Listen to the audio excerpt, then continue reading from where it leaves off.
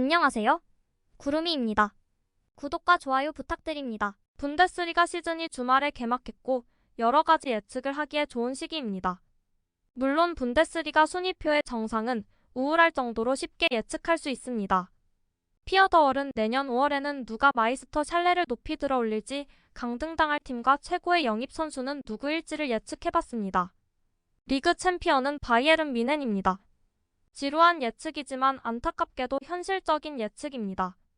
바이에른은 콜라드 라이머, 김민재, 해리 케인과 같은 수준급 선수들을 영입하면서 마이스터 샬레의 독주를 유지할 것으로 보이는 반면 도르트문트는 전반적인 선수단 수준에서 반 발짝 뒤처진 것으로 보입니다.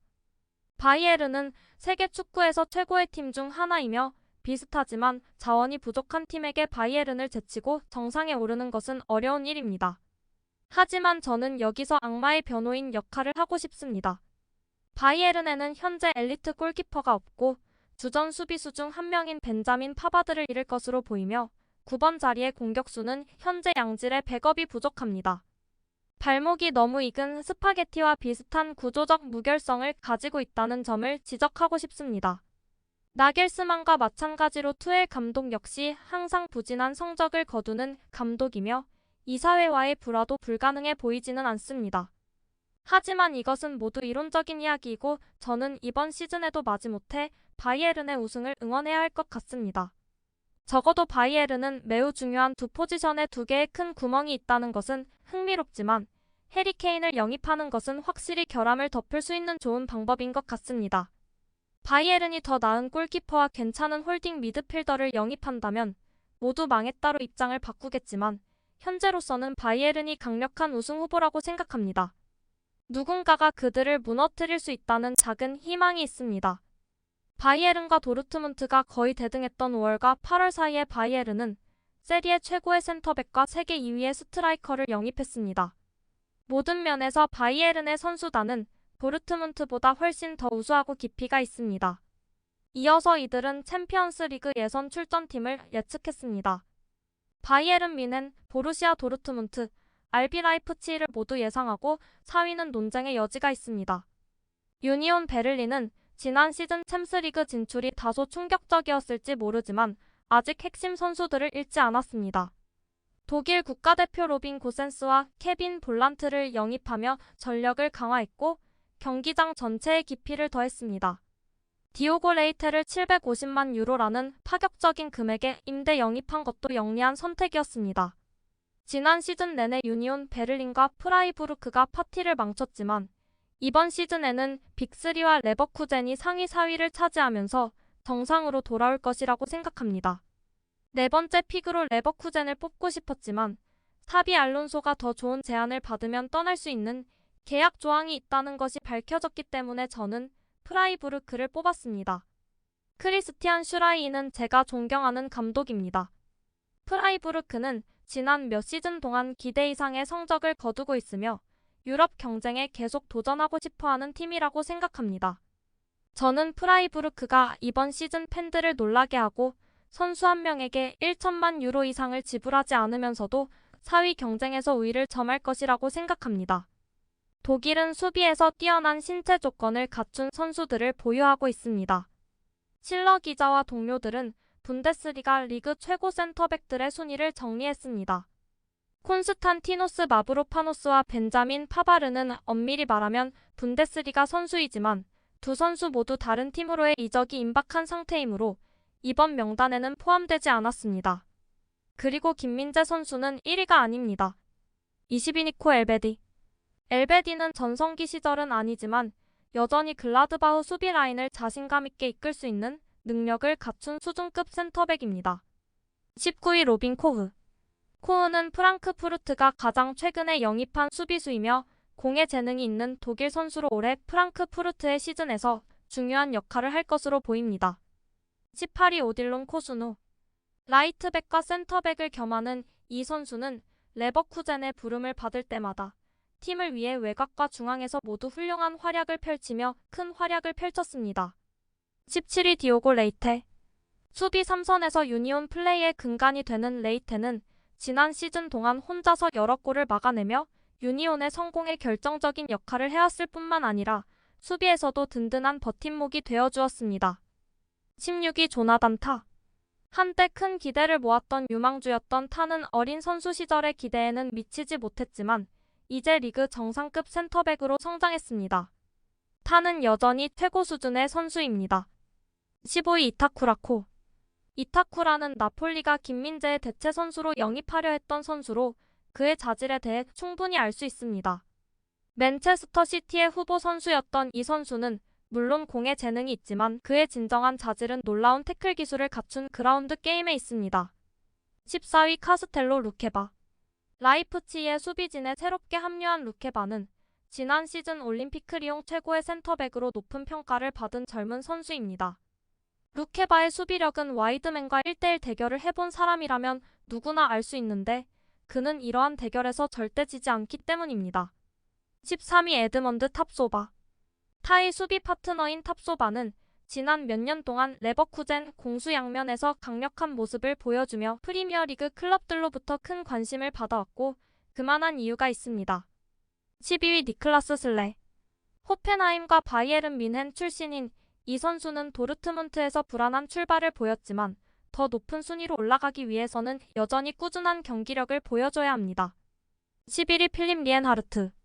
리엔하르트는 지난 몇 시즌 동안 프라이부르크에서 가장 꾸준한 수비수로 활약하며 다른 여러 센터백들이 리엔하르트 뒤에서 더 자유로운 역할을 수행할 수 있는 기반을 마련했습니다.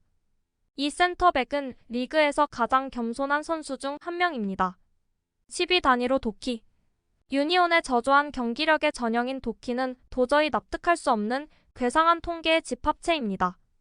도키의 세트피스 위험성은 타의 추종을 불허하며 빠른 공격 플레이를 놀라울 정도로 정확하게 골라내는 능력과도 잘 어울립니다. 9위 피에로 힌카피에. 힌카피에 선수는 유럽 최고의 젊은 센터백 중 한 명으로 레프트백으로도 활약할 수 있는 페이스와 볼 소유 능력을 갖추고 있습니다.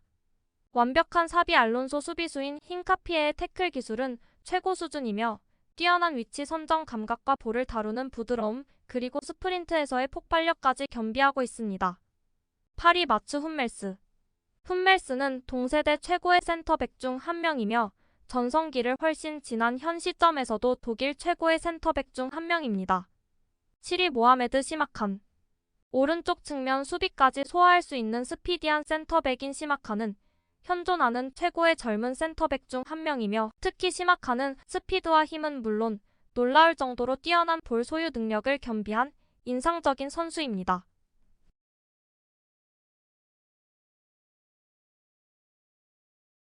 6위 마티아스 긴터.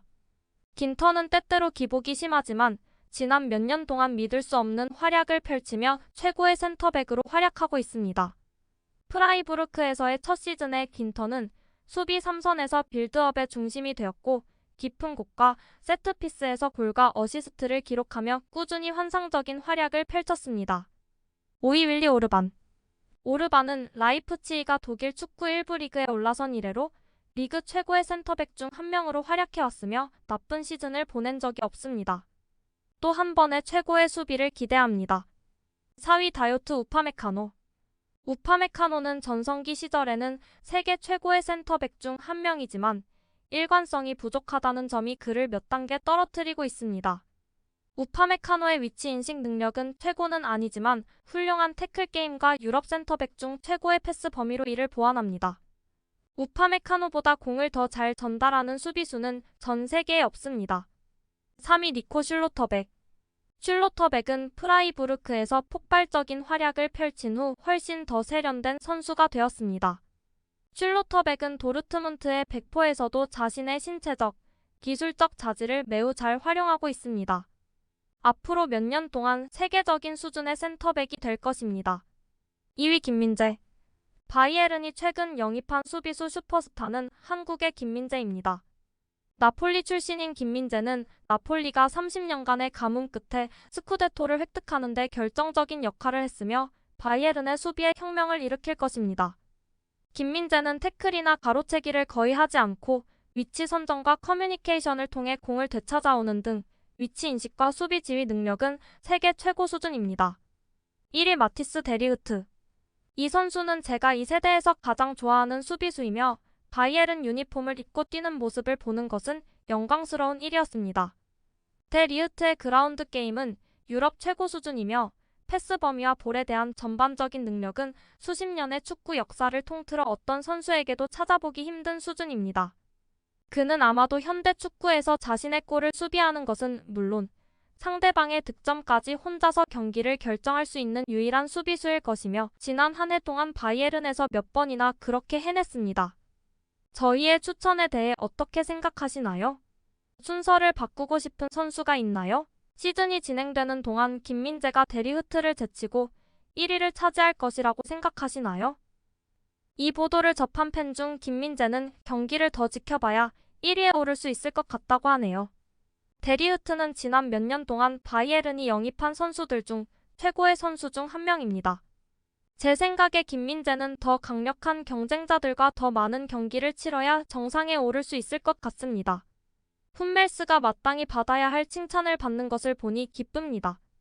부상과 나이로 인해 페이스가 떨어지긴 했지만 기술적인 능력과 전술적인 지능은 흠잡을 데가 없을 정도입니다. 그의 슬라이드 태클은 우아함의 극치입니다. 그가 유로에서 경쟁할 기회를 얻길 바랍니다. 그는 자신의 컬렉션에 트로피를 추가할 수 있는 기회를 가질 자격이 있습니다. 전반적으로 좋은 목록이며 독일의 백라인에 대한 옵션이 어디에 있는지에 대한 좋은 지표입니다. 1위는 당연한 결과입니다.